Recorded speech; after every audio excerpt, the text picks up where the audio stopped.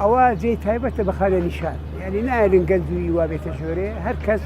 ئەوە بەخۆیان دیارە هەر کەسەوە لە ژۆرێ گۆ تەمەنیان ئەوانە هەموو تقریبەن وەکو یەکە کاتێکی خۆش ڕادێوێت بەیانیان هەشت کراوەیە حتا شەشی حتا هەشتی هێوارێ حەفتی هێوارەیە بەجێرەی خەرکەدا دەریشیتن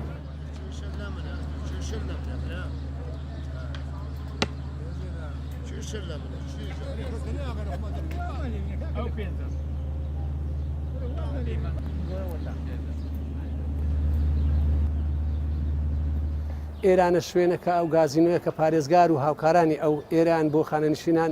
دروست کردیا ئەلێرانش ئەو وەرزشان لێرە دروستکرا و ئەدەواتی وەرزشی لێرە دروستکرای ئەمن خۆم چەند زاری ینی ماوەم هەبی هاتوومە لێرە وەرزش دەکەم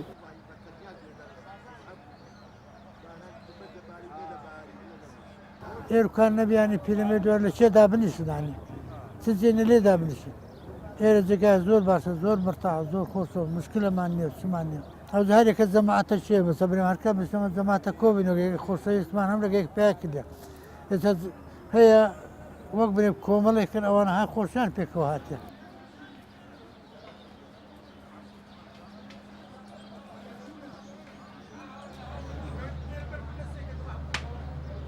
ئەو هاتنە دەرەوەی ئەو جوولانەوەی و دانیشتنی لەگەڵ دۆست و برادرانی کە دەکەونە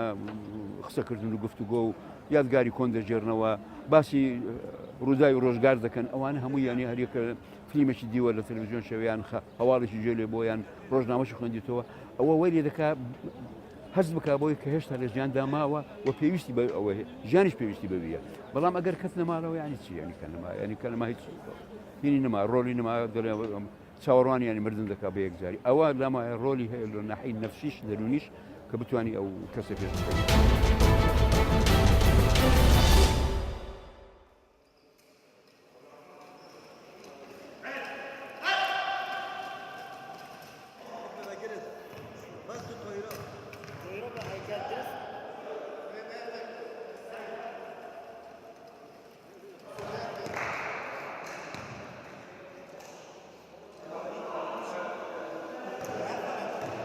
گەلە زەحمەتێت بین حتەکو بهێن و ڕاهێنانێت خۆ بکەین ئەم هەواڵەوەی پێک بێت هێنە بێرێ مە حەستکەین ئەم بتۆڵا بکەین قەرەمانی بگەن گەل خەلکێکی بیانیم ئەم خۆ زامان خود بکەین و تێن و چین و ڕاهێنانێت خود بکەین و بەس خاصەتەن بە سەرێ 3 ساڵانە ئەم خود هێن سەحسە بە خود هێن ڕاهێنانێت خود بکەین و چینە بە وەک هەواڵ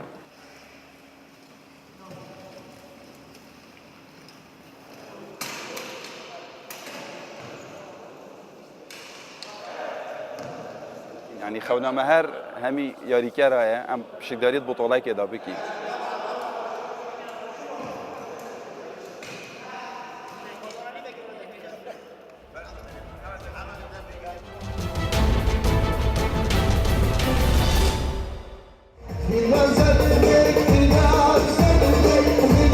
ڕۆژێکی زۆر خۆش و پیرۆزبایی نەورۆز لەگەلی کورد و خزم و کەس و کار و پێشمەرگەکانمانەکەین لە بەرەکانی جەنگن.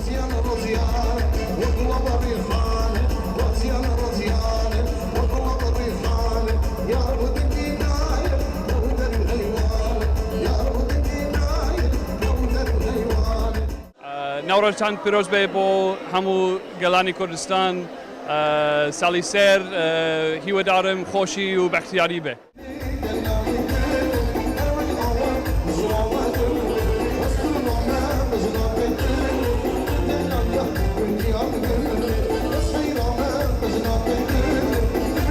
نەورۆز هاشەشەتا و سکە بەفراری شاک و ڕەوەزی کوردە.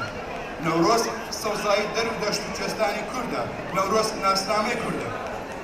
بەخێر بێن بۆ نەورۆزی کوردەواری.